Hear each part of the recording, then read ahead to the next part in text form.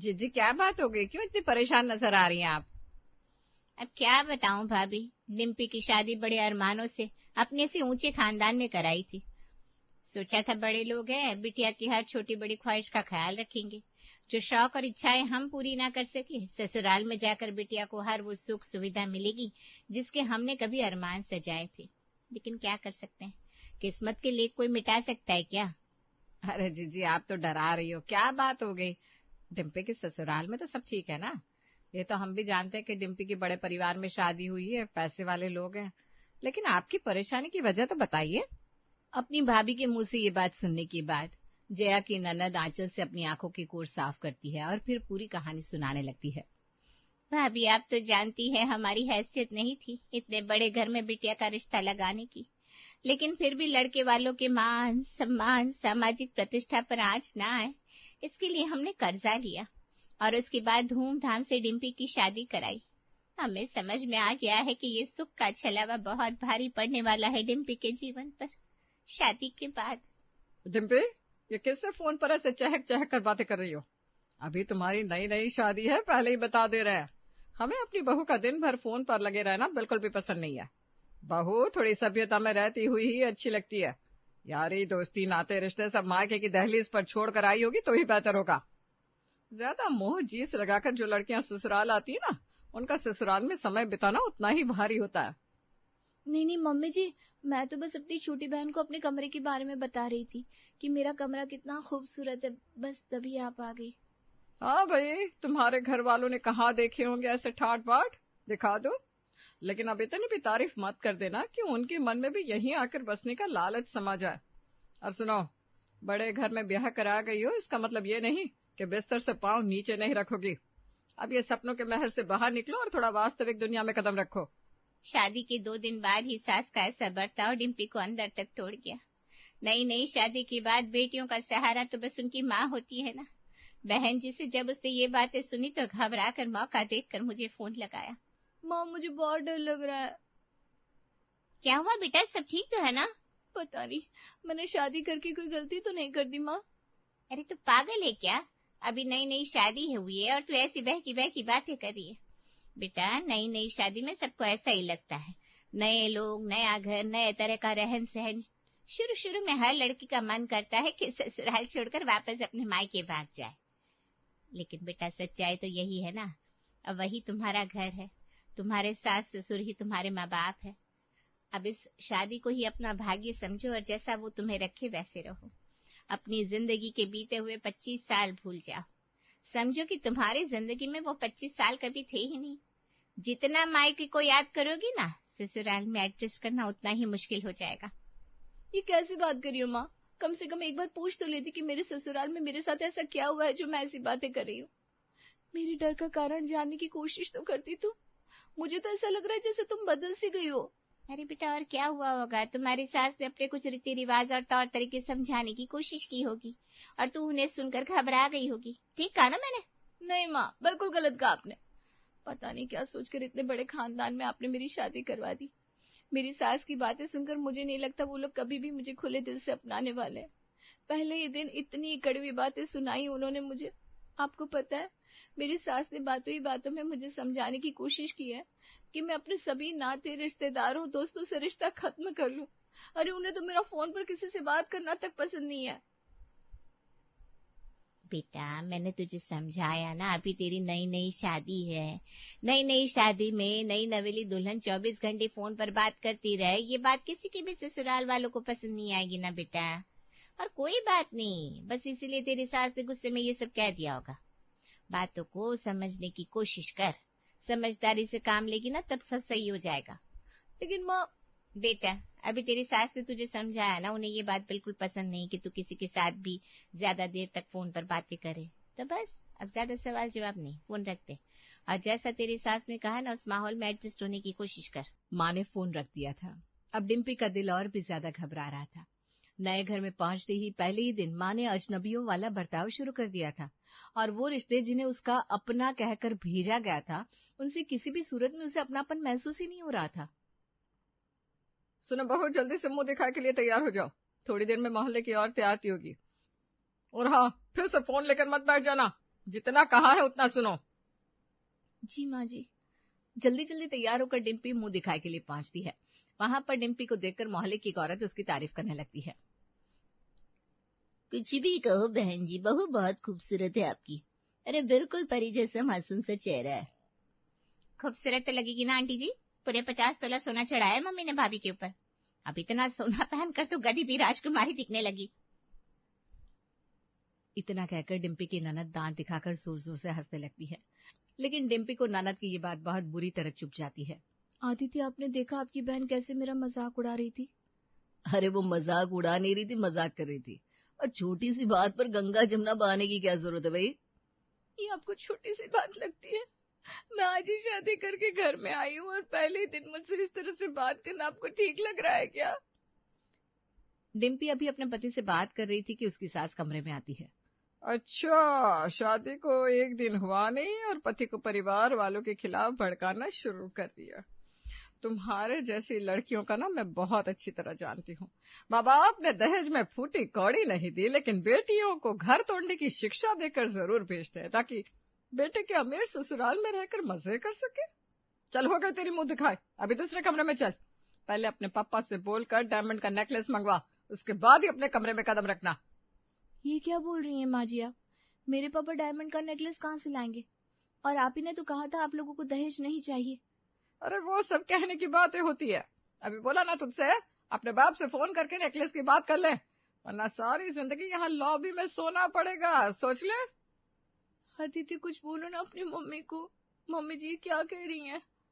Mummy जो कह रही है सही तो कह रही है, और खबरदार आज के बाद मेरे परिवार के खिलाफ मेरे कान भरने की कोशिश की तो। डिम्पी कुछ दिन तो ऐसे ही लॉबी में सोकर बिता देती है, लेकिन जब सास के ताने उसके बर्दाश्त से बाहर हो जाते हैं तो परेशान होकर वो अपनी माँ को फोन करती है। माँ, मैंने कहा था ना, मेरी शादी गलत घर में कराई आपने। एक नंबर के दहेज के लोभी है ये लोग।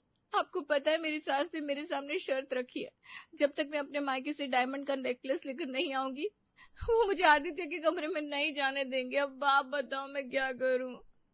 क्या करूं मतलब? अरे तुझे समझाया था ना, शादी के बाद ससुराल ही अपना घर होता है। अब तेरे ससुराल वाले जो कहते हैं, जैसा कहते हैं वैसा कर, और बार बार फोन करके अपना और मेरा टाइम खराब मत किया कर। और बेटा एक बात कान खोलकर सुन ले, तेरे पापा ने उम्र भर चाहे दौलत ना कमाई हो, लेकिन इज्जत बहुत कमाई है। ये बात अपने दिमाग में आने भी मत देना कि तुम वो घर छोड़कर यहाँ चली आओगी। अरे तुझे यहाँ ले आएंगे तो छोटी और गुड्डू की शादी कैसी होगी? शादी की बात छोटी मोटी बातें होती रहती है, हर बात को दिल से लगाएगी तो कैसे गृहस्थी चलेगी? माँ, जो कुछ भी बोल रही हूँ ना वो छोटी बात नहीं है। और ठीक है, अगर आप यही चाहती है ना मैं अपना ससुराल छोड़कर मायके ना आऊं, तो मैं नहीं आऊंगी। लेकिन कम से कम एक बार पापा के साथ आकर मेरे ससुराल वालों से बात तो करो। ऐसे तो उनकी हिम्मत बढ़ती चली जाएगी। आज वो मुझे आदित्य के कमरे में नहीं घुसने दे रहे हैं, कल को कुछ और करेंगे मेरे साथ। आपको समझ में आ रहा है माँ? अरे बेटा कुछ नहीं करने वाले वो लोग, ये टीवी सीरियल देखना बंद करते हैं।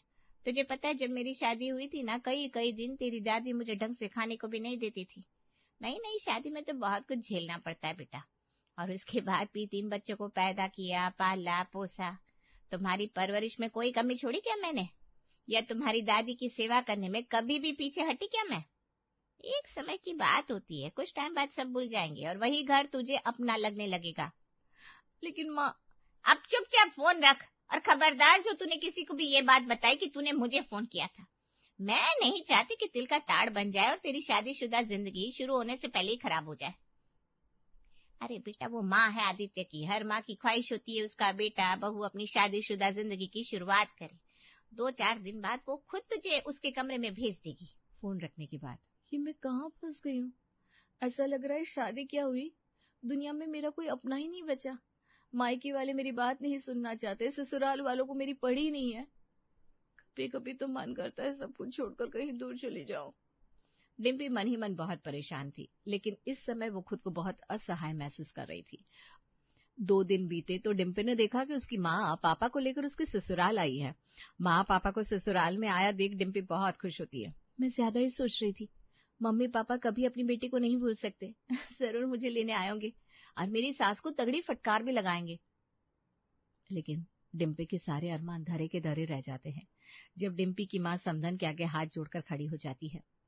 माफ कीजिएगा बहन जी, गलती तो हमारी है। हमें सोचना चाहिए था कि बेटी इतने बड़े घर में जा रही है। अब आप लोगों के भी तो कुछ अरमान रहे होंगे ना बेटी की शादी से। अपनी भूल सुधारने के लिए हम लोग आपकी सेवा में हाजिर हो गए हैं। डिम्पी के पापा, बहन जी को डायमंड का नेकलेस दीजिए ना। ये क्या? पापा मम्मी इनकी डिमांड पूरी करने आए हैं? मम्मी पापा, लेकिन ये सब। अरे बेटा, बड़ों की बात के बीच में नहीं बोलते बच्चे। डिम्पी के मम्मी पापा उसके सास ससुर को डायमंड का नेकलेस देकर चले गए थे। मम्मी पापा को यही लग रहा था कि शायद नेकलेस देने के बाद अब डिम्पी के ससुराल वाले उसे दहेज के लिए परेशान नहीं करेंगे। लेकिन डिम्पी जानती थी राक्षस के मुंह अब खून लग चुका है। अब तो ये रोज की बात हो गई। कभी वे लोग कैश मांगते, कभी गाड़ी।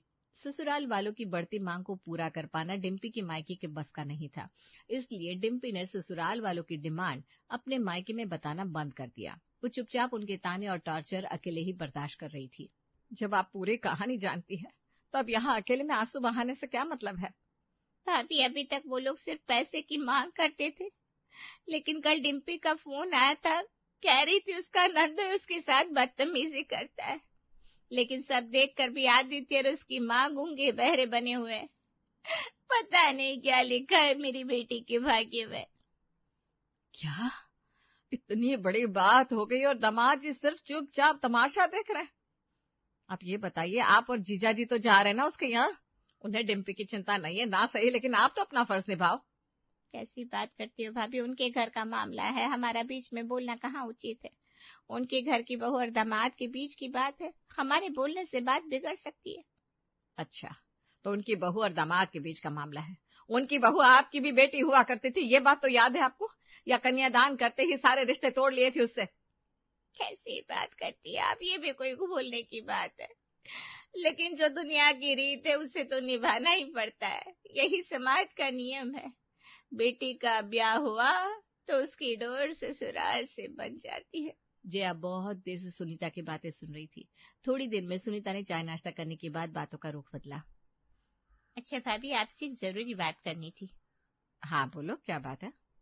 वो आपकी ननद है ना रेखा, उसकी बेटी सोना, मिंटू की शादी में देखा था उससे, मुझे बहुत पसंद आई थी। बड़ी प्यारी बच्ची है, और फिर घर की बात घर में रह जाएगी।